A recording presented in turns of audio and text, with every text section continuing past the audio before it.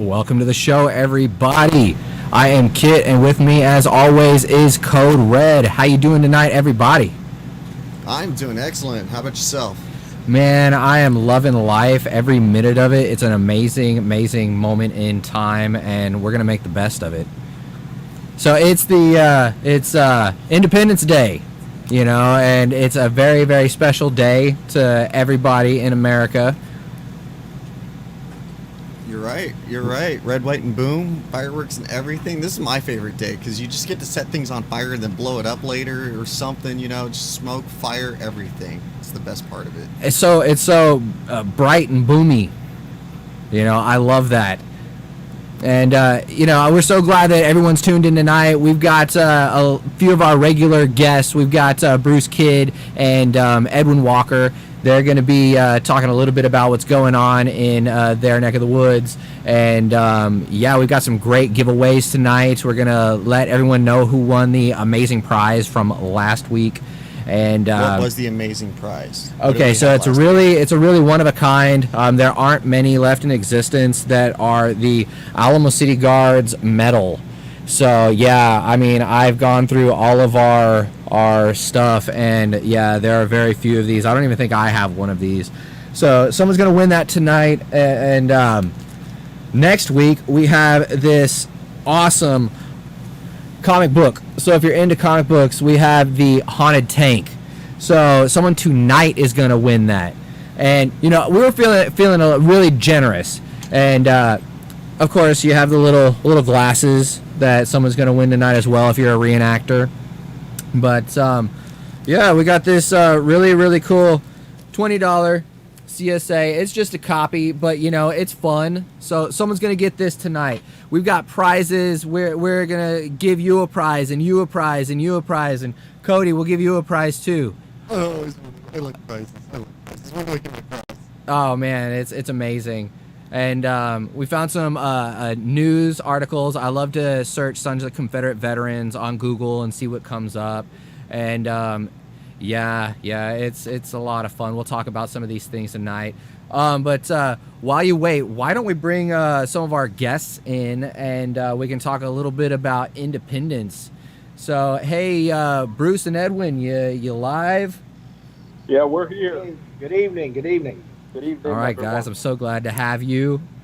Y'all are wonderful. So, why don't we start off with Bruce? Why don't you tell the people a little bit about who you are and what you do? Sure. My name is Bruce Kidd. I'm a retired nurse of 40 years. I've been with the SCV now for 5 years. I really got into it after I retired, and I really got into the reenactment not only of Civil War but of Texas Revolution. I shared some of my experiences, was it 2 weeks ago, I guess, when I was on. I'm a member of the John S. Rip Ford camp in Harlingen, Texas. I'm the camp adjutant. So I am pretty much the brains of the outfit. Right in the middle of getting all the renewal forms in and getting on people to send the renewal forms in so I don't have to clip them. I'm very active. With dues being $62. Come on, guys. Let's make this happen. Your support makes the SCV go far. So get those dues in. Exactly. We are a very active camp. We do at least one flagging a month. We had another experience with the local constabulary down in Brownsville, our last flagging. We were just getting ready to, we were probably about 30 minutes from shutting down, and this guy pulls up with a clipboard in his hand and walks up and says he's with the health department, and his boss has sent him, the health department. His boss has sent him out, and that we are violating an ordinance by having our flags planted on a public easement. Apparently, according to their ordinance, and I asked where I could see it, and I never got a response back, that if we were holding the flags, and we had 16 flags out, that it was legal. But as soon as we planted them in the ground, that went against whatever their alleged ordinance was. He asked for our name. I gave him my name. I gave him an email, and they said they would send me the ordinance. Well, this is about a month later, crickets. So no Soon ordinance yet. Well, not that I've seen. And I tried to call the city, and they've got so many. You're talking to a robot. So I got frustrated. Shortly after, I guess he was still there, 3 cars of police show up and get out and say, "Do you have permission to be here?" And I said, "Well, I didn't know we needed permission. This is, public ground that we were on." And she said, "Well, you really need permission." I said, "I've tried to get permission several times. I've sent email after email after email and got absolutely no response." So, And this is Brownsville, Brownsville, Brownsville, Texas. Yeah, this is Brownsville, the one that stole the Jeff Davis memorial illegally. Yeah, they're we're not their favorites by any stretch of the imagination, which is really strange because it has so much history. They're actually also going after another monument there in the tourist center parking lot that marks the one of the points of the Cotton Road, which ran from Arkansas to the valley, that they would bring cotton in during the conflict. I mean, that literally has to do with everybody's history. I Exactly. can't understand why they would want to take something like that down. It's, Because they're idiots. I mean, you've even got look at what's his face, Breckenridge Park. His whole family, they were all Confederates, but he supposedly was loyal to the Union. But he was still taking the family's blood cotton that went through Matamoros and made its way up there, and he was selling Exactly. that, making Sure. bank. So it's kind of like, was he really loyal to the Union? Yeah, exactly. So, in fact, we've got another, we'll probably have another flagging sometime this month. We had to cancel our meeting for this Thursday because I'm down with the Rona. I contracted the Rona last Friday. Oh, I no. fought it against it for 3 years, and we went to a dinner party, and I came home on Tuesday, started feeling scratchy throat and cough, and I went and got a test, and even before almost the point that I put it in the little tray, it started turning positive. I said, "Oh, shit." But I think I've got the mild case because I've been double shot. My wife and I are in a drug trial with AstraZeneca, so we had both of those shots. We went ahead and got the Moderna, which is supposed to be more effective. We got both of those shots plus a booster.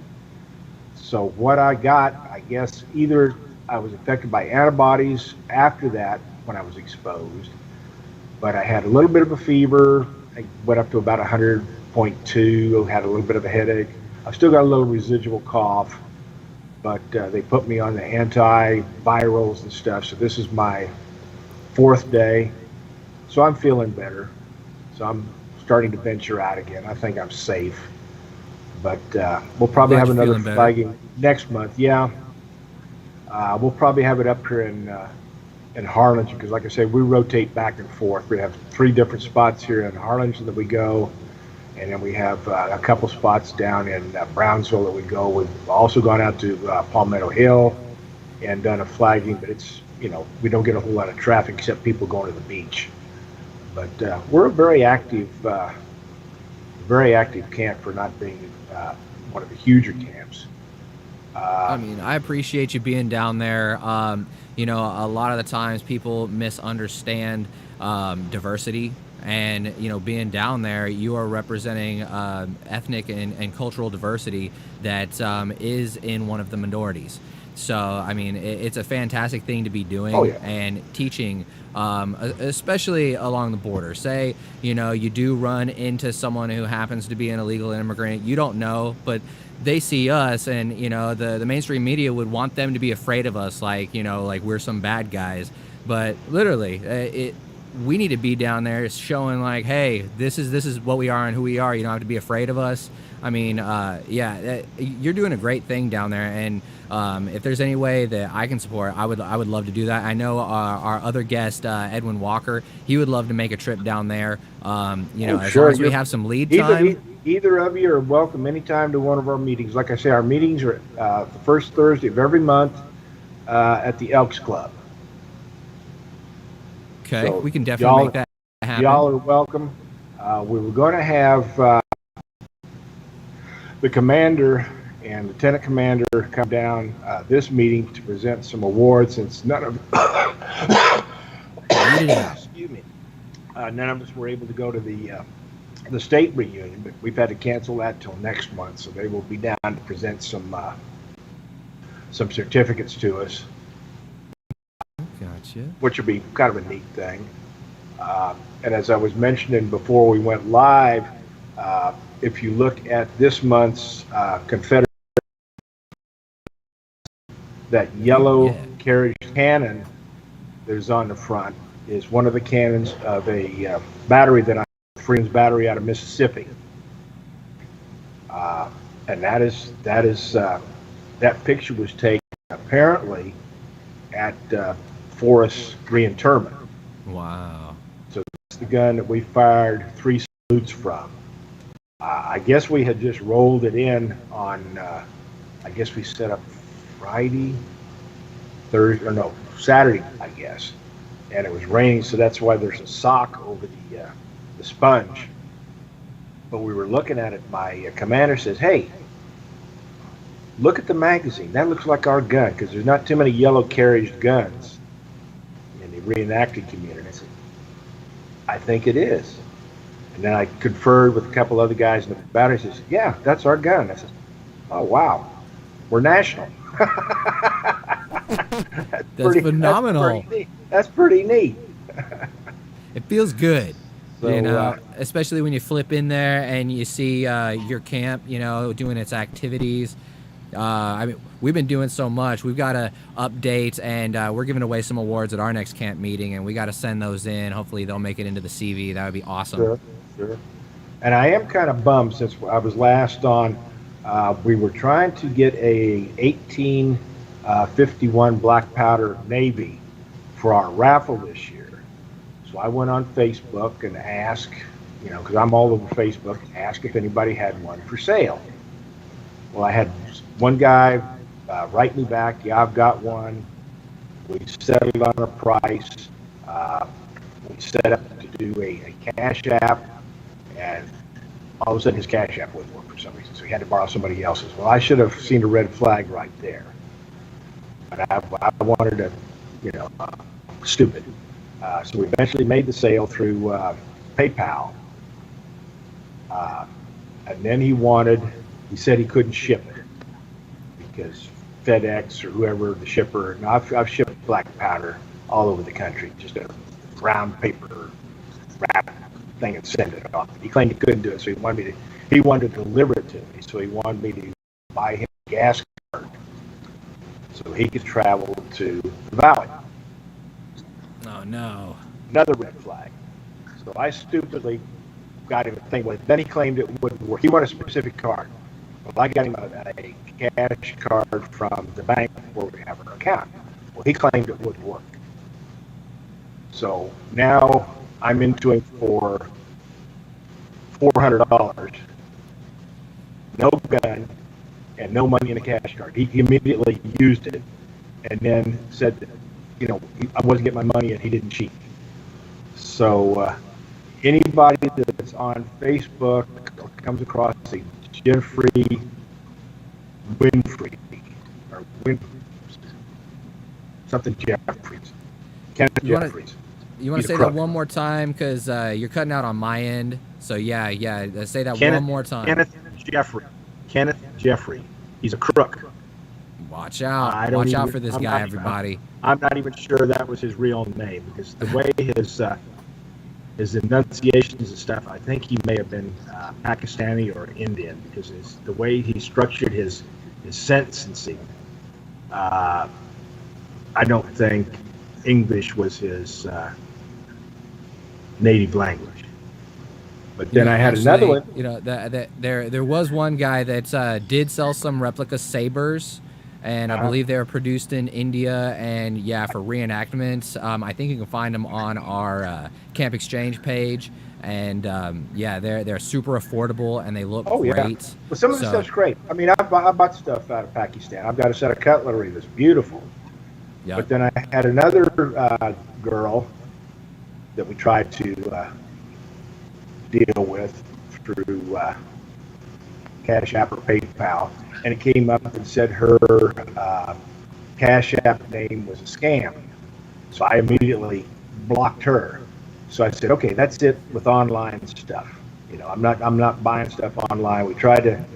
I'll go through gun buyers or Guns of America or something. So that's kind of burned me. Yeah. And did we lose Edwin? Edwin, are you still there, my man? Yeah, I'm still here. Just sharing out the group. Oh, there he is. Okay, there you go. He's back. Just sharing out. All right. Okay. Yeah, I just wanted to make sure you were there. Actually, why don't you go ahead and start off with a little bit about who you are, Edwin, who your ancestor is, where you're from, all the goodies, and I don't know, maybe we could talk about what Independence Day means to us. You know, I think that would be a lot of fun. So, Edwin, make that happen, and we'll go from there. All right. Wonderful. Hey, all right. Hello, my name is Edwin Walker. I'm the camp surgeon for the Alamo City Guards Camp 1325. I live in San Antonio. I do a lot for our camp. I've been with camp for about... I can't hear my man. Where you at? You can't hear me? I can't hear you, buddy. Can you speak up a little bit? Yeah, I can speak up. Is that better? There we go. That's a little bit better. All right. Try that again. I'm Edwin Walker, camp surgeon of the Alamo City Guards Camp 1325. I'm from San Antonio, and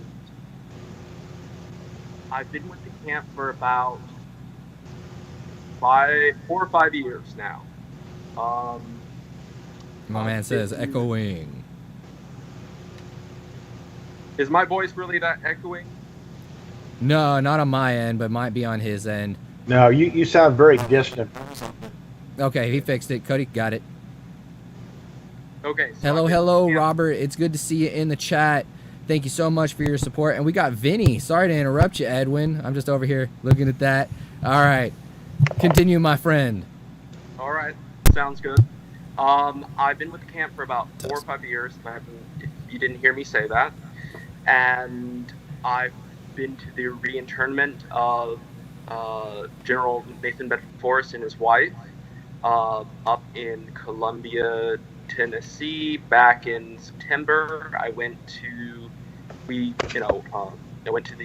division reunion this year as well as last year. I've been working for getting as many people from the Texas division for the last 3 or 4 weeks, getting them to the national reunion. I had set something up which would have allowed everyone who wanted to go, at least 15 folks who were interested from the Texas division, from any of the camps all over Texas, to be able to go. But sadly, there wasn't enough interest. So, I'm still hoping I can get something smaller together, but it seems like it may not happen at all. That's okay. I mean, what you did is phenomenal. You made a pathway for those who could afford it. Like right now, it is just so we're just all so strapped. It was impossible to be able to pull this off. So yeah, don't hold that against yourself. Honestly, this can help us in the future. So once we have some time to plan for it, the next reunion coming up in Arkansas, I mean, you use the same methodology, and it's even going to be that much more affordable, and you've got a year in advance. So, yeah, once you get, you have ACG Chat, so we're reaching more people, and imagine getting hit up by someone that you never really met before, and it's like, hey, do you want to take a ride with us out to nationals? It's I don't know about that one, but yeah, once your face gets out there a little bit more, and they're like, oh, it's Edwin from ACG Chat. Yeah, I would love to, cruise up to. Oh hell no, I don't want to ride with him. You don't want to ride with Edwin? But no, you did really good, Edwin, because you established the you had the hotels, so you had 2-bed hotel rooms. You had the shuttle. It was awesome. I had a 15 passenger van with a tow package, which allowed us to get a U-Haul to put everybody's luggage in. I got what do you call it? Gas all calculated into it. I got insurance for the vehicle and drivers. I got 8 rooms with 2 beds in each for 6 nights. All of that all calculated in, and it would have been like $475 a person. Not bad. That's a for deal. national? Round trip and everything. And it was just like, again, you said you had 3 weeks. So you developed it in 3 weeks, and you had 3 weeks to promote it as well. And, you know, we pulled off some amazing events with a short amount of time. You know, it may not have worked its way out this time, but you know what? I can see starting now, you're probably going to double, you're going to triple, you know, you're going to have probably 3 or 4 shuttles taking their way up to Arkansas next trip. So, yeah, man, you've got a lot of people that we support you. You're doing an amazing thing. And even So smaller as well. let's make it happen next time. The Texas Division reunion as well, right? Make it, if you can make it affordable, if I can make it affordable for them, everybody from, as many people from the Texas division to go to the Texas Division reunion, because obviously it's going to be like a month between each event. So if I can make it affordable for enough people from the Texas division for the Texas reunion, they'll have enough money to go on the trip that I plan out for the national reunion. Right. It works either way, and even the special Complement events each like other. the forestry tournament, that would have been awesome. Exactly. You know, and it really complements each of the events because it allows people to not have to spend as much money and yet still get just as much out of it and participate in so many more things, and not just from one camp, but from camps all over our state when I do it. You know, because with this I had set up a whole pickup plan for anybody who wanted to go along the route. I even reached out to folks from Louisiana, Mississippi, and Alabama, since that was along our route this time. But you know, Right. just didn't work out. So That's okay. Like I say, we're gonna push it this time and make it happen. You know, we definitely. And you know, Bruce said he was at the forestry tournament. Hey, Bruce, you know, Yes. there was another really big event that brought everybody together. I believe in 05, 06, which was the Hunley event. And, you know, I mean, the forestry tournament was, you know, on par with that. I mean, were you at that one as well? No, I was not. That was before I joined. Nah. But the other big event I went to was the 160th of Shiloh in Awesome. April. Wow. I was on a crew, and we recreated Ruggles Battery. So I was on a 54 gun row of artillery for that event. And when we did the Rolling Thunder, I mean, the ground shook. Oh, I can only imagine. Oh, it the was awesome. ground shook at the reinterment too. Oh yeah. The Well, and that was just 13 guns. You know, we were supposed to have 63, but a couple guns didn't show up. So we had over 50 guns. The reason the ground shook at Forest was that big old brass 16-pounder that was down on the end that when it went off, it sounded like a bell ringing. If you Boom. recall. Oh yeah. I could feel the shockwave from each of the cannon blasts.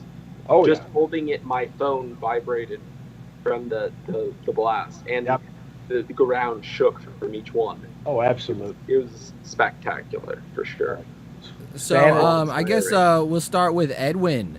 Hey, Edwin, why don't you tell us a little bit about what Independence Day means to you?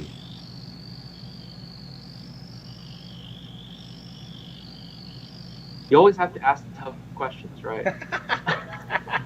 It's sometimes hard to speak from the heart. It is, but you can do it of all people.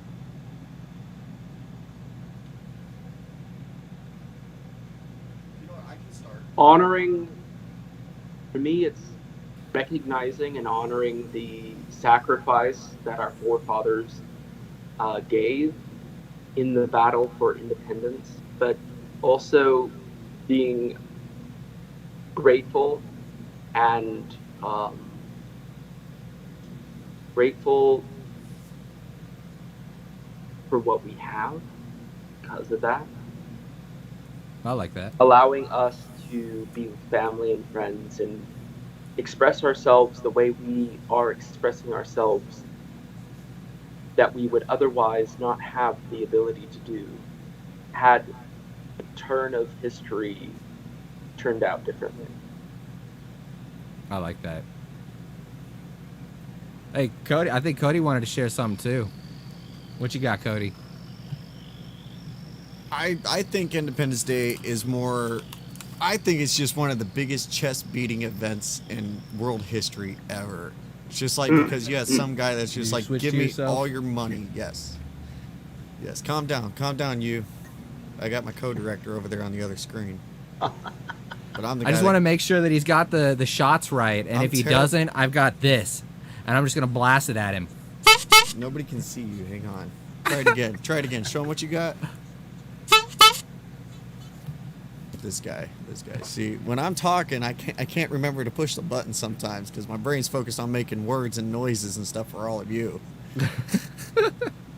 But no, I think like 4th of July was like the biggest chest beat in our history, like of the world ever. Because it's like you had some guy telling us like, I'm gonna make you pay me more money and everything. If not, I'm gonna come over here and kick your butt. And instead, a bunch of people were like, nah. I don't know. I just think it's just one of the biggest badass moments ever in world history. I like that. I like it a lot. I would say it's only. I'd say that the only event to second that would be the Second Revolutionary War. Mm-hmm. And we've got our business cards. We've got it on there. Traitor or Patriot. 1776. It ain't focusing. 1836. Hold it up closer. Go closer to it. Zoom in, you. Stop looking at me, thing. I can see your arm. Back up. a Can't little. see the card. There it is. You gotta focus. Traitor or Patriot. Yeah. All right. So it's like we're the Texans traitors. Nah. I think it's funny because you see it going around. It's not treason if you lose. Like you got them trying to like weasel their way around. It's like So technically, treason's ours treason, was and it the doesn't matter third if you win or revolution. lose. True. Because you have But the, yeah, the, independence- So, you so had what do you Independence say one of about the those people that tried to say the amazing South was treasonous? Yeah. A lot of people The like to say British that we called committed they call treason, it even though it was just like over the original Constitution. I read something that George Washington had like 12 descendants that fought for the Confederacy. I love that. Has anyone ever fact checked that? I didn't even know until today. I think I Don't think leave I it, just no. I saw that somewhere as well. I think I just saw it in a magazine, the Confederate Veterans magazine just now. They'll probably try to just backtrack us or something on that. Hey, I saw it on Monuments Across Dixie. Definitely check out Monuments Across Dixie. We're super grateful to them for helping us get as far as we've gotten. We have SCV Chat. They have been amazing, amazingly supportive. And, if you're watching us on SCV Chat, then hit those stars, send them stars, because the guys at SCV Chat are going to get those, and they're going to be able to invest more into their programming with lights and sound and all of the amazing things that we need to bring these programs to you. Also, if you would like to donate to our cause, feel free. There's a donate button like right down there. It's super simple. It takes about 45 days for us to get that donation. And, we've got a lot of amazing things. And, we give away, certain relics and whatnot for donations. And we're looking for a way to if you've gotten your Civil War bullets, please let us know in the chat below. I sent those off, so I've got a few replies that they got them. So that it really makes me happy to be able to do that, and just the ability to be able to do that is amazing. That's very indicative of Independence Day, just being able to run your own race. and you don't have to compare yourself to anyone else's race. Like, your success is your success, and no one defines that for you. I love that. You know what I found interesting is that you had, with the American Revolution, you had the British calling us traitors and calling it treason, but we won, so, you know, we broke that history. And then, you know, you had the Texas Revolution, and, you know, the Mexican, you know, the whole. Oh, there were so many revolutions happening at that time. It was crazy. I mean, they were being called traitors and whatever, and then, but they won. And then you had the, you know, the war between the states, the third Revolutionary War, or second, whichever you want to put in first. But, second American Revolutionary War.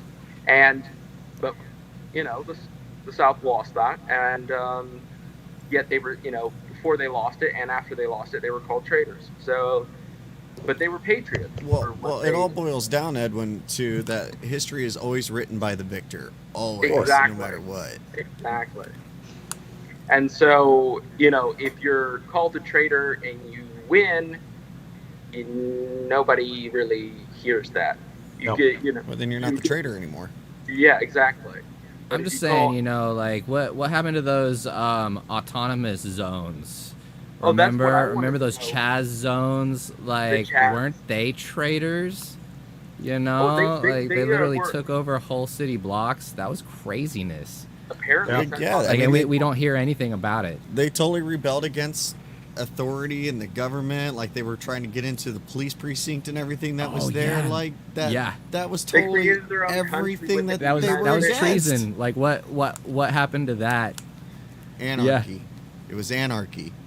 Oh yeah, Complete and here's the thing, you know, people just weren't aware. Like, it's sad to see. Like, I asked a bunch of my family and friends who, you know, who were very like liberal left, you know, and it was just like they were like, "What Chaz? What? Huh?" Like, they don't even remember. Like, it never happened. Like it never happened. And I'm like, are you crazy? Like, were you not paying attention for the 6 whole months that was going on? Like, are you blind, or were you just, oh wait, no, it's called the echo chamber, where you were only being fed what you wanted to, what you were programmed to hear. You know, what your news would feed you doesn't mean it's what was going on. You know, you could see stuff burning in the background and said, "Oh, these are wonderful, peaceful protests." Well, I mean, you really have to read into things. You know, you can't just listen to us. You can't just listen to the talking heads, right? You have to do your own research. You have to figure out what's going on. You have to figure out the different varying contexts, or you're not going to understand what's going down. You know, and that's the amazing thing of when I started getting into Confederate history and learning all the varying perspectives. You know, it just really was eye-opening.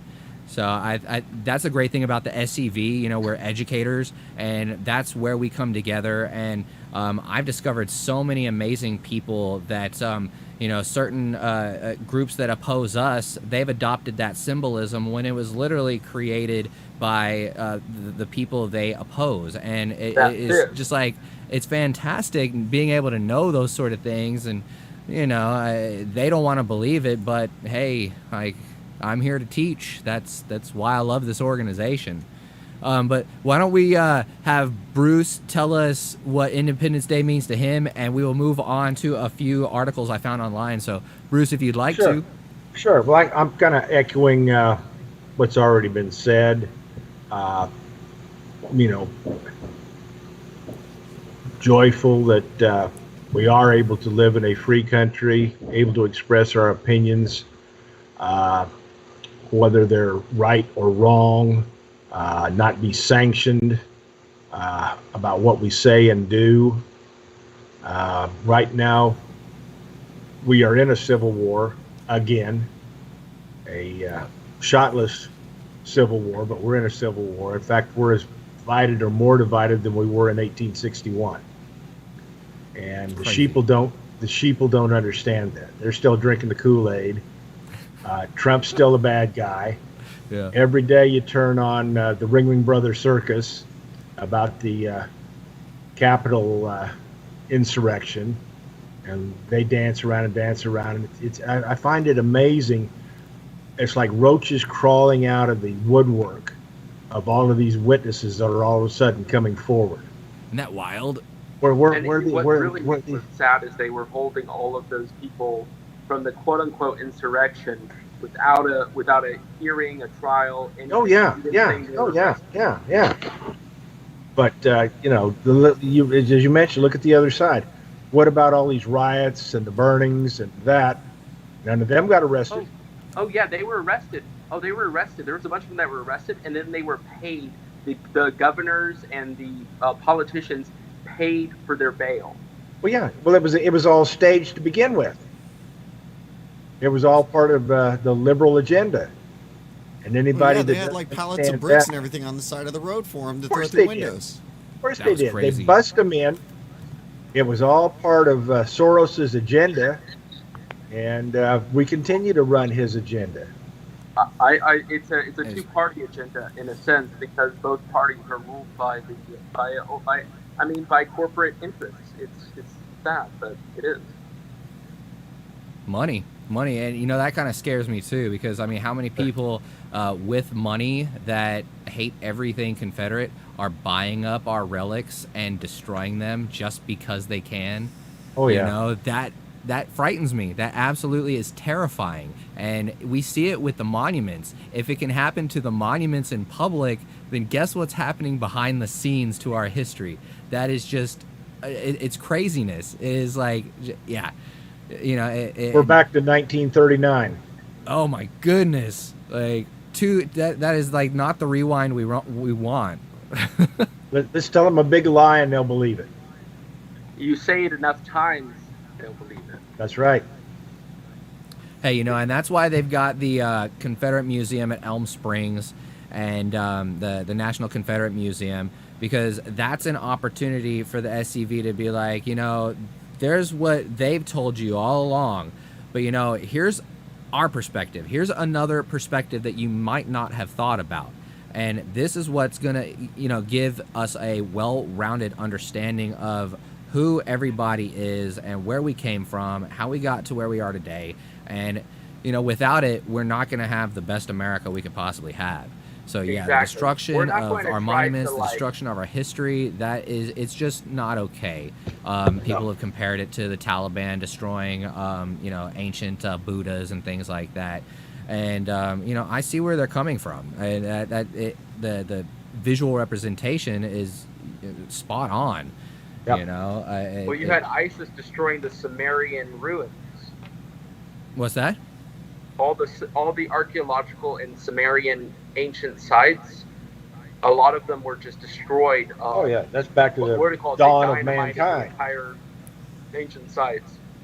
Yeah. Yeah, it's craziness. They wanted to wipe out history. So we will go ahead. So we've got a amazing piece of history for y'all. So if you've never been part of the SCV, we definitely want you to join. Right now it's $62. We've got our renewal forms in, and we're trying to get everyone to send those in. But it's basically a breakdown. $12 goes to your camp. $15. What is it? $12 goes to your camp. $15 goes to your division, and then $35 goes to or $45. Anyway, 62. Yeah. So the 45 goes to the national organization, so they can continue, you know, keeping upkeep and just keeping our organization together. So I mean, we may only see just a little bit, but having more people, more supportive people, that's the biggest thing that we could get out of this. And right now, you could join. It's super affordable. You're going to get not only the pride of being able to be part of the oldest hereditary organization for Confederate veterans in existence, but you're going to get the newsletters. You're going to get your camp newsletters. You're going to get the Confederate Veteran Magazine. You're going to get access to all of the SCV apparel on the website. You know, a lot of camps have their own SCV stores. There, like the ACG. You can go to our camp exchange at AlamoCityGuards.com. You can buy things through us, and it helps support our endeavors. We've got a Tejano monument that you can support. I mean, a lot of amazing things. But we came across this amazing recruitment video, and we just wanted to share it with you. I'm not sure if any of you have seen this, and when I saw it, I recognized a lot of people, and it was really, really cool. So hopefully it's nostalgic for some and groundbreaking for others. So without further ado, here we go.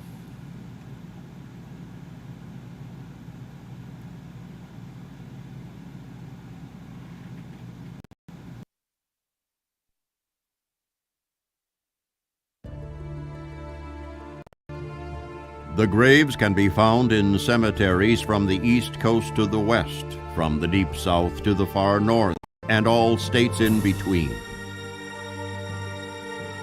In these cemeteries are found the graves of Confederate soldiers and sailors, men who died in battle, and those who survived the war for Southern independence to live far into the future, to beget generations of their own. Here the graves of unknown privates are found nearby the resting spots of battlefield officers, whose names will never be forgotten as long as a group of men exists known as the Sons of Confederate Veterans.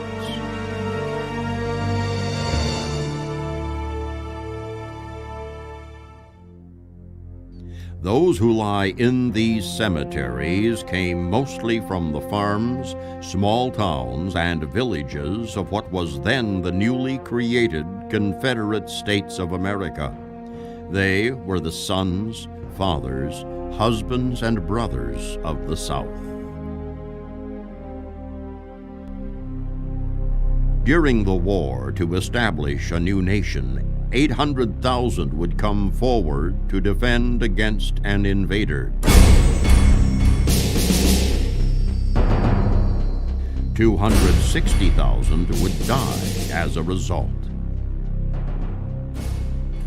These heroes of the South were our ancestors, our forefathers, our blood kin to whom we are forever linked.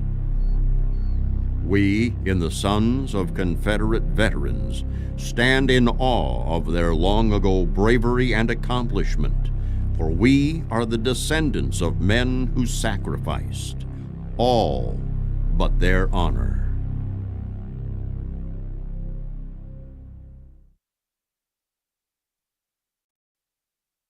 Hello, I'm Ron Castillo.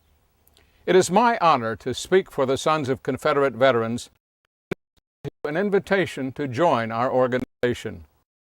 To be eligible for membership in the SCV requires that you have a blood relative in the armed forces of the Confederacy and that you can document that ancestry. We have genealogists to assist if need be. Additionally, each applicant for membership must be at least 12 years of age. Be assured that there are numerous benefits to being in the SCV. Chief among them is the pride you will feel that comes from being a member of the oldest, most creditable, and best-known Confederate hereditary organization in existence.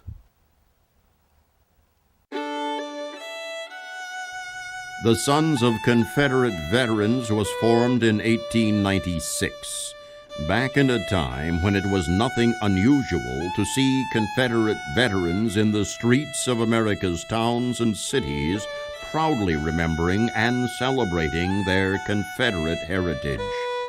Until that time, the aging veterans of the war came together as members of the United Confederate Veterans. The Sons of Confederate Veterans was formed as a direct heir to the United Confederate Veterans. The first Commander-in-Chief of the Sons of Confederate Veterans was Jeb Stuart, Jr., the son of Confederate cavalry hero Major General Jeb Stuart. Today, Jeb Stuart IV carries on a rich SCV heritage. The Sons of Confederate Veterans is an organization that can where we can help, as the Museum of the Confederacy is doing in its own way, help preserve that heritage which our ancestors fought for so incredibly hard. And it does, and belonging to the SCV means that I believe in the ideals of honoring our ancestors and honoring the brave deeds that they were involved in, and continuing that perpetuation of that memory even to today. Today's SCV exists to preserve the history and legacy of its heroes, so future generations can understand the events and circumstances that motivated our ancestors to resist tyranny and fight for Southern independence, just as their ancestors did when they fought the British. The SCV is not affiliated with any other organization and rejects any group whose actions tarnish or distort the image of the Confederate soldier or his reason for fighting. To be in the SCV means having the frequent opportunity to engage in a wide variety of programs and activities. Memorializing Confederate heroes and holidays is one of the most popular events in which camps and divisions are involved. Reenactments of one kind or another are popular within the SCV, although one does not have to be a reenactor to be in the SCV. Reenacting is something in which families can participate. The SCV is also deeply involved in education through various programs, including the Sam Davis Youth Camps, which are put on in different parts of the Confederation each year. Managed by the national organization, at these camps, young men are immersed in a week-long education of Confederate history and heritage, and come out a better-off young man because of this unique camp experience.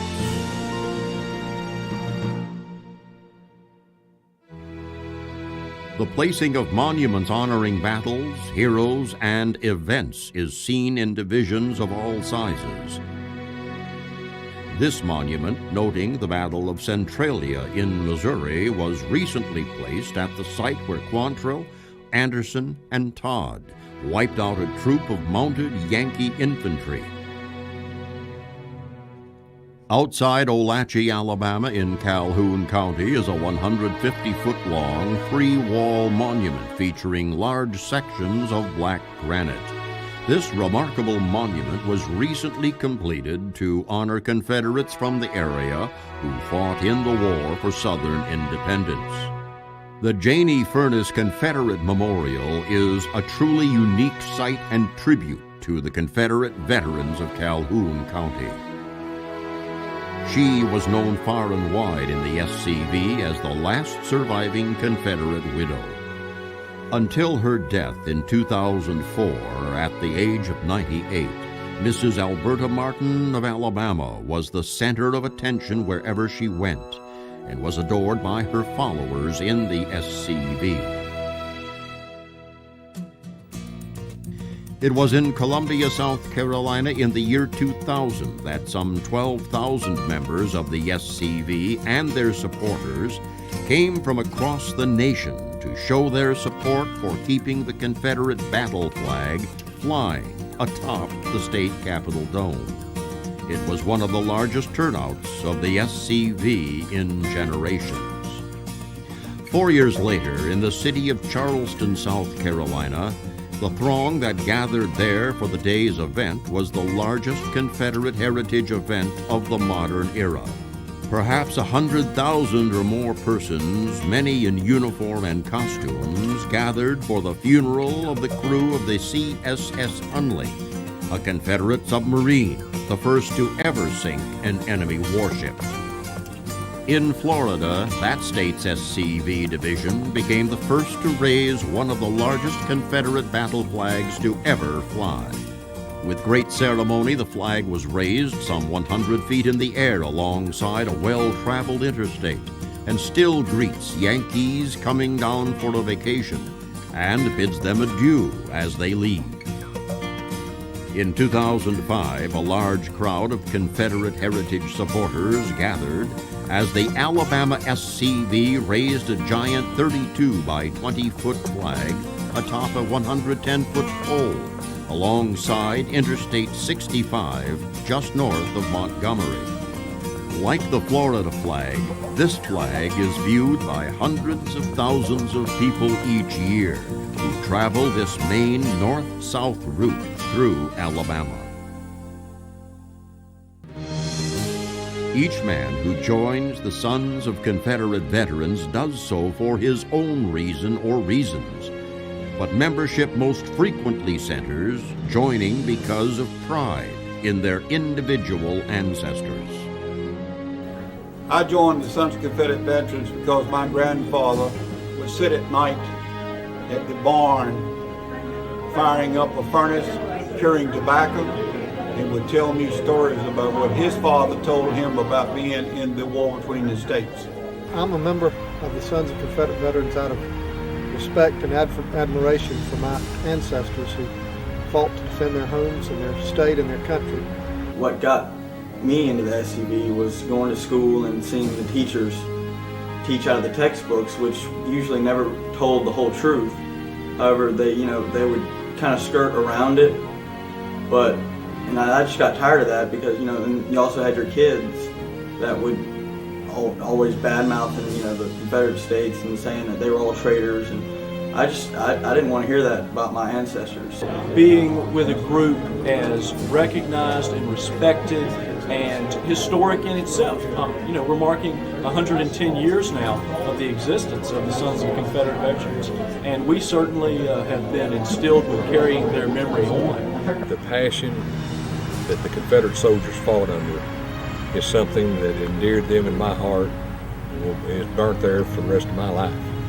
Located at Elm Springs, a restored antebellum home in Columbia, Tennessee, is the international headquarters of the SCV. It is at Elm Springs that all membership applications are processed. Overseeing that procedure is SCV's Executive Director, Ben Sewell. Well, the first thing is to identify an ancestor. That can be either a direct line, a grandfather, great-grandfather, or collateral could be the brother of a great-grandmother or a cousin, any blood relationship, who served in the Confederate Armed Forces. You identify that person by name, by rank, unit, and state. Then you go about providing a simple genealogy linking you to that ancestor, and you also obtain proof of honorable service. That can be in the form of either an approved pension for the Confederate veteran or his widow, or the war service record, which you can obtain from the state archives of the state where he served.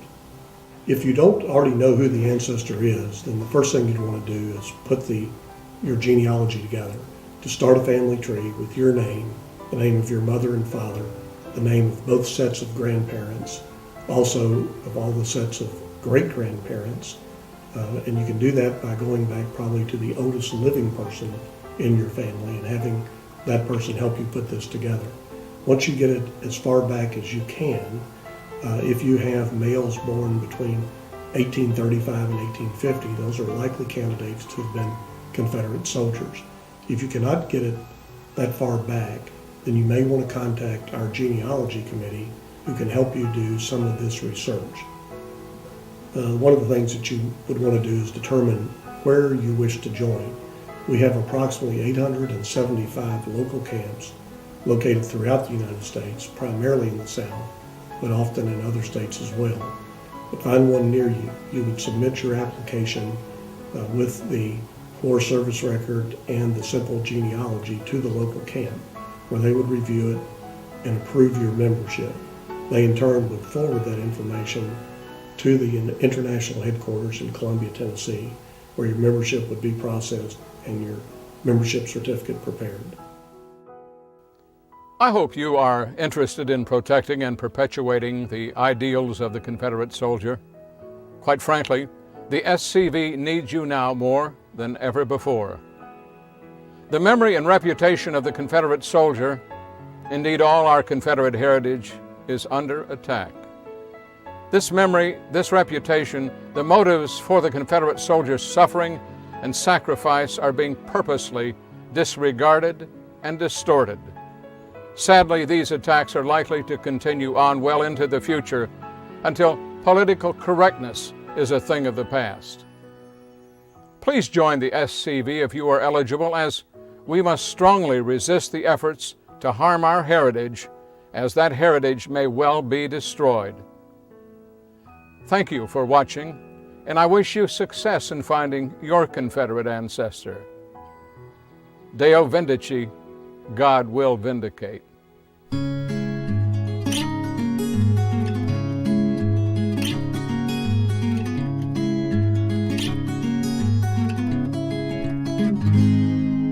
The year was 1861 in the farmlands of the South. The family was small and poor and lived from hand to mouth. The father told his only boy, "Please, son, don't leave." The boy said, "Dad, I'm sorry, my country's calling me." And they fought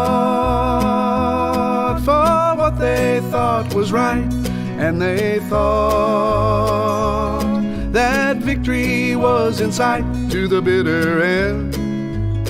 They spilled their tears and their blood, fighting for the South in the cruel Virginia mud.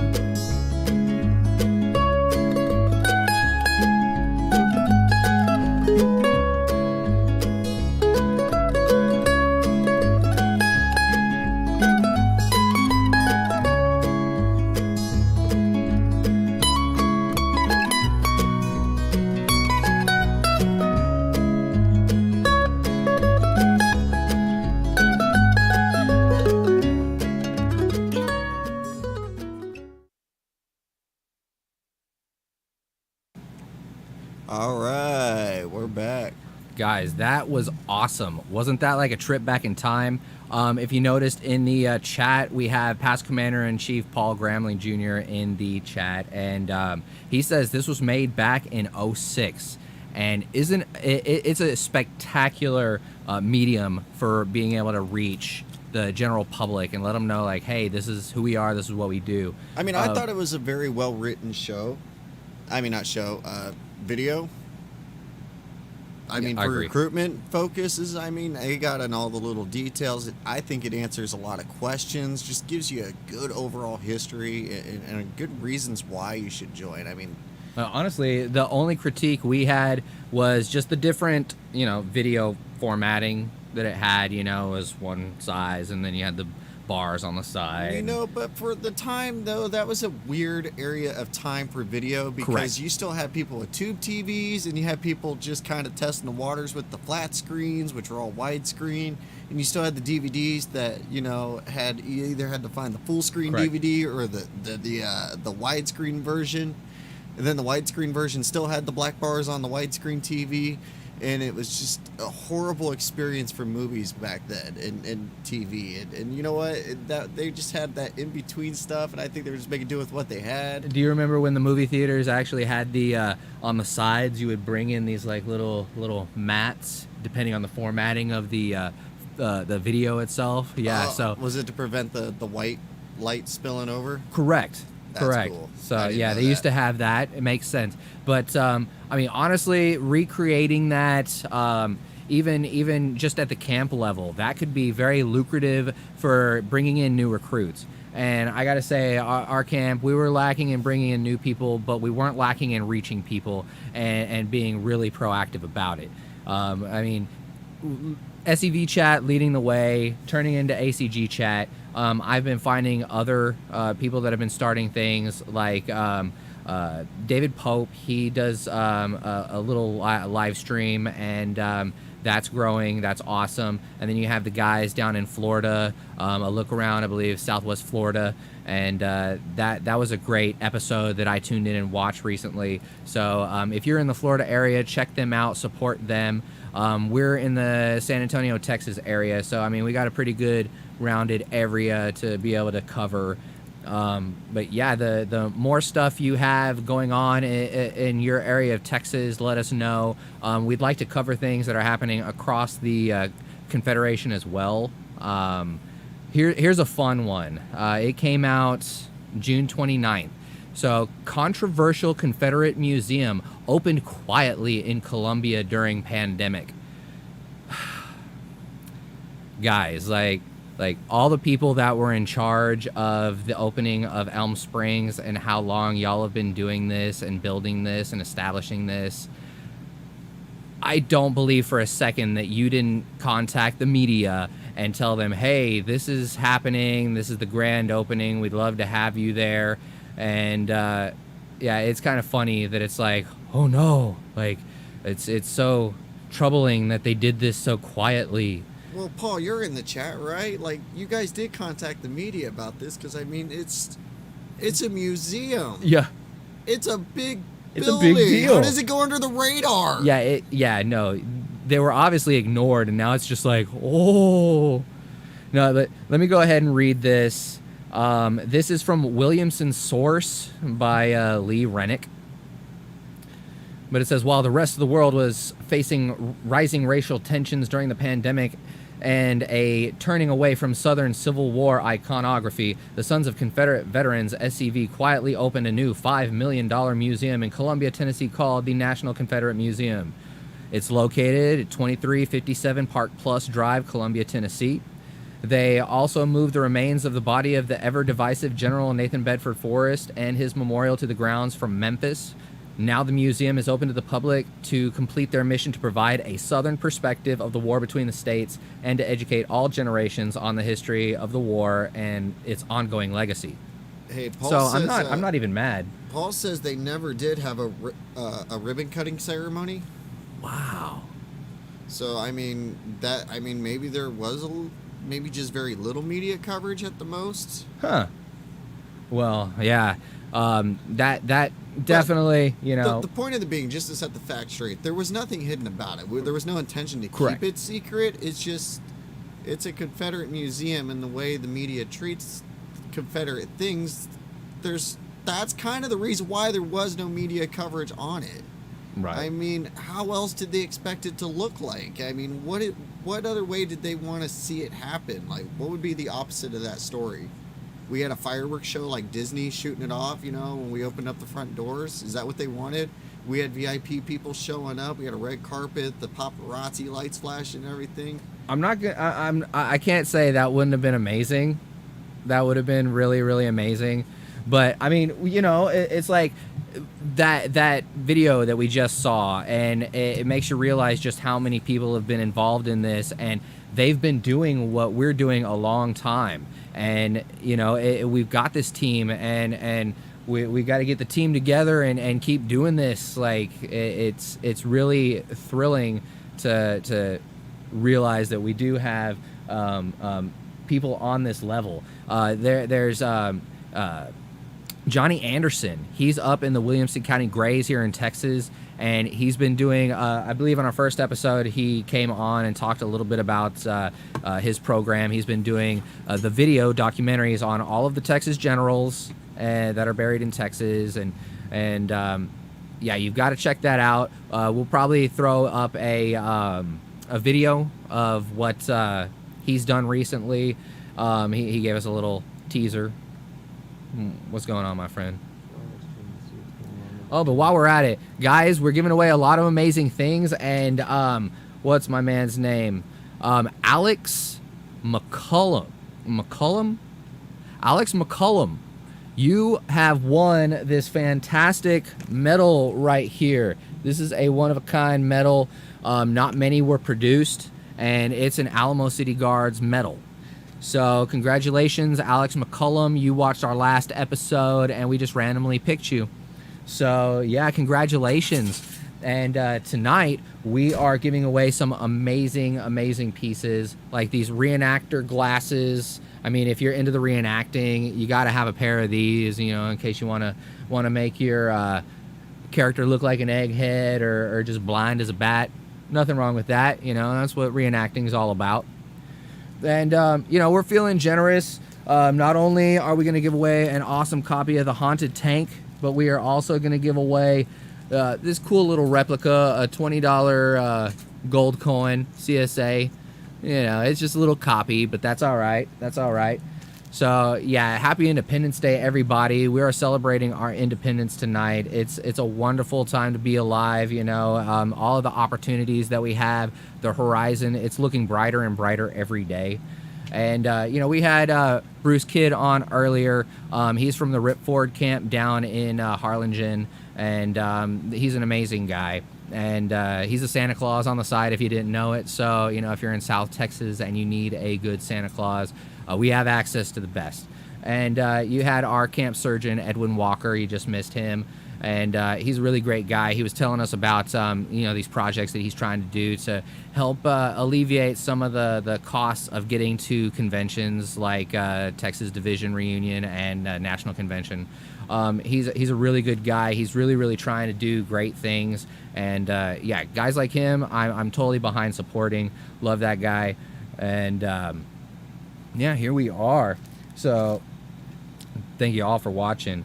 I'm gonna bring up another article, and it has to do with the fate of Williamson County, the seal. So it's got a cannon with a Confederate flag on it. It's by Anika Exum, the Nashville Tennessean. It says the fate of Williamson County seal again on hold nearly 2 years after vote to remove the Confederate flag. So basically it's on the upper left quadrant of the crest. And I mean, it literally has to do with your cultural diversity, where you're from. A lot of the people, that flag means a lot to a lot of people out there. And so Major Nathaniel Shears Camp 2138, they intervened. So they got a lawsuit to stop them from pursuing this. And, you know, hopefully they can try to let these people know, literally, like, hey, you know, this is what our history is. This is where we came from. You know, the power that you're giving this flag is really discrediting our organization. And, you know, just being an educator and having everyone, like, the people trying to do harm to us just because we're educators and not knowing we're educators, that sets a really dangerous precedent. So we have to come to terms with, like, the battle flag and Confederate flags are part of the fabric of our country. And yeah, removing that from the seal, it literally says to me that you're not welcome. Like, all of the struggles that your ancestors had aren't valid anymore. And to say that, it's really mind-boggling when we live in this time where everyone is supposed to be all-inclusive. And so, yeah, you know, I mean, if someone's being a jerk, then treat them as such. But when you have some guys like Bruce, who's out at the park and they send squad cars out after him, and the city health department, which is kind of strange, you know, in itself. But yeah, I mean, they have a right to be able to promote our organization. They have a right to be able to show the flags and explain the flags of our organization. And being a minority in South Texas, in Brownsville, I mean, that's another thing in itself too. So yeah, I mean, they gotta really, I definitely support the Shears camp guys. Keep up the fight. Don't let them change that. That would be just another sad, lonely day. So, and thank you all for tuning in. You're amazing. I'm seeing everybody in the chat. And, you know, we've got some cartoons coming up. We're going to watch some of those. We've got some of our favorite faces of the SCV coming up. And, yeah, how you enjoying the show? You having a happy Independence Day? We can already hear everyone's just literally lighting up the skyline in San Antonio. You know, ordinances, and yeah, they're not paying attention to those. Nobody is. Boom! That was a big one. See, at least on the airport side, they're smart. They just shut that thing down. There's explosions happening in the sky. I mean, are fireworks supposed to represent the bombs bursting in air? Is that, in the national anthem? Is that what the fireworks are? I mean, that makes sense. Did I just make something click there? Yeah, I like that. I like it a lot. So yeah, of the two articles that I found online searching for Sons of Confederate Veterans, I mean, I wouldn't say they're offensive or anything. It's pretty cut and dry. I mean, at least we're getting some publicity now. I think that's super important because, I mean, if you're not getting press, then do you really exist? I think that's really important. We've got things like up in the Nationals. There's a few amendments that are coming up that I mean, they're a good idea, but say for instance, you have a public relations person and then a press officer, and I think one of the amendments would combine the two, and that is going to be just a nightmare because it's like two different jobs, and you're going to give it to one guy and a committee. So that could I mean, I would want two different guys doing that job, but that's here nor there. But yeah, we definitely need someone to correct when someone says something like literally offensive. Like for instance, they try to lump us in with hate groups and everything just by saying the Sons of Confederate Veterans in an article about some hate group. That literally it's out there and it'll bring up that article. And so yeah, having somebody that can take on some of that collateral damage could be helpful. It's a really hard job, a really expensive job. It's a really expensive, hard job. Another thing that I saw was it was pretty interesting. They want to have like a spokesman. I'm not sure who would be a spokesman this day and age. That it wouldn't sacrifice their well-being or cost our organization a lot of money. Charleston Heston. That would be awesome to have Charleston Heston. You're right. I mean, especially now. Yeah, we got Edwin. Isn't he back. dead, though? I mean, if we could have Charleston Heston as our, zombie Charleston Heston. Yeah, I mean, I suppose. No, Hey, if we so could have zombie anybody, it'd have to be like some zombie Yankee general that we make do things. Hey, so we got Edwin's feedback up and running again. Hey, there's Edwin. I see him, but I don't see him up there. Make the zombie Yankee general pick his nose or something. Or he should be able to open up the call. Where's that guy? I'm gonna bring him in. I'm right here. You got it? Yeah, I got him. Okay, great. So I got my Say man. hi, Edwin. Hey. Hey, Edwin. Thanks for coming back, my man. Absolutely. So yeah, just so you know, next camp meeting this Thursday. If you bring a friend or a new potential recruit, you get 2 tickets. And so we've got a CSA relic, and if you're there, you can win this relic, and you get 2 chances to win. We always give away some really cool stuff. I want to win some cool stuff. So, you can win some cool stuff. I really want to win some cool stuff. So do I. Here's something. I do want to get back onto the article you were talking about.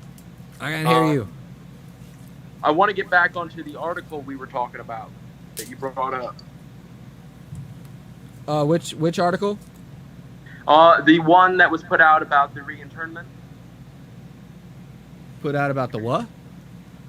About the reinternment. The reinternment. Oh, yeah, no. It was just an article on the Confederate Museum and how we were trying to keep it secret or whatever. Okay. And it's so just like, are you I serious? went over that article and I have a few things to say about that. Go ahead and speak up for us. He Well, is speaking I up. kind of am. Do you need me to speak a little louder Give than me that? a second. I can. I think Cody's got to bring you up in my monitor. Perfect. All Okay. right. Yeah, I don't want to blast out our audience ears with my loud voice. Hey! Woo, woo. I really heard you then. No, it's one of those things where I feel that from reading the article, they didn't bash us. No. At the beginning, it came out kind of like this snuck up out of nowhere. But from there, they were very diligent to put in a lot of stuff that put us in a good light. Sure. Not only that, they explained what we were about in a very thorough and precise manner. And that drew from our sources, obviously. And from what I found at the end was that there was actually pretty much support, and then there was the town just let them do what they want to do kind of thing. It's not. And then the NAACP spokesman putting out a thing about. Oh yeah, he was cool with it. Yeah, he was pretty much like. He's like, we got other things to worry about. Yeah, we got other things to worry about. Like they're doing what they're doing, respecting and honoring what they're doing. So like, what's the point of us going after them? Yeah, you know, that was neat. Like Maury, it was more of a Paco Harvard, Maury chapter NAACP. Yeah, I would say it was more of a kind of like both a kind of just let it go to everyone, and both none of our business. Like dismissal, yet let it go, yet kind of like it's not a big deal. And so it's like that right there kind of points to that there may be a possibility of common ground, and reaching out and kind of just bringing peace between organizations. Sure. And there's no animosity, at least out at that level locally. Oh, I don't know totally. It's just like it's just none of they've got other things to worry about. Because it does kind of just like, why not try to uplift the good? And that's really kind of subjective. But here in the article they talk about they talk about the museum, the Richmond, Virginia Museum, Confederacy. Let's see. There's a museum located devoted to the Confederacy, but now it's part of the American Civil War Museum. So it's basically the American Civil War Museum is like forcing their narrative on the Southern Museum, and that's really lousy. And again, money and power. Well, true, but they also acknowledge that, and they acknowledge that our voice on what our opinion on that as well. That's why a lot of the membership of the SCV do not approve of that museum anymore, because of how they've run the narrative around the history and the culture itself. So I find that at least they're including our voice in this in more than one way. It's a good article. It's not like trash talk. Exactly. This does make me think, like, we do have we are building this museum and developing this amazing place to tell this side of the story. And it's kind of shocking to look at it from the perspective that the American Civil War Museum came in and is just like forcing them to tell the story this way, and that's kind of lousy. I think it's really important that we do support other museums as well as our own, because like if we were to donate, personally donate to a specific museum that doesn't have a collection of anything to do with the Confederacy, as long as you're supporting those museums, you're gonna have a friend. And that's definitely something that, like, that would be a cool thing to do, is to help out these smaller museums I mean, I would love to have a museum dedicated to the Alamo City Guards and Captain William Edgar. That would be phenomenal. And I've come across stuff just on my research that A Tejano Confederate Museum. Oh man, and if you read our new issue of the Alamo City Guards Texian Dispatch, we talk about a Rodriguez, and it's Thomas Rodriguez, and he served in the Texas legislature. He was one of just a few Tejanos that served in the Texas legislature. He's amazing. Our Tejano Confederate statue that we are coming up with, if you want to donate to that, you can find that in the chat. And yeah, there are so many amazing Tejano Confederates. A very young captain, 17 on the verge of 18, is buried in a cemetery that we are dedicating this Tejano Confederate statue to. It's really phenomenal. Just the more history we dig into it, and doing little museums like that. I would just like to start setting up our own museum. We've got so many outlets in this organization. Yeah, we're poised. We are poised and ready for amazing things on the horizon. And I think did you we need hear, more articles. guys? We need more articles